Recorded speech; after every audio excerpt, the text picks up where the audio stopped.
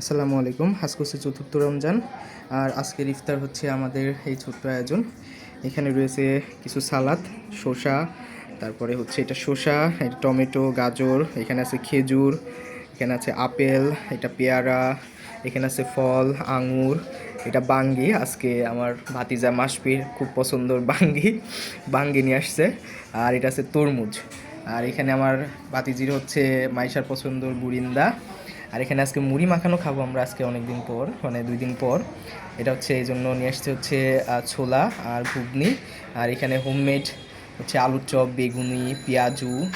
আর এখানে আছে হচ্ছে ফল, এটা হচ্ছে কলা, তারপরে আনারস, কমলা। আর এটা কি মাসফি? স্ট্রবেরি ফল। আর এইটা হচ্ছে আমাদের সেই প্রিয় হচ্ছে শরবত, যেটার সঙ্গে ইসবগুলের ভুসি, তারপরে হচ্ছে তোকমা, এগুলো হচ্ছে মিলানো। তো আল্লাহ তাআলা সবার রোজাকে কবুল করুক, এই দোয়া রাখি। আমিন।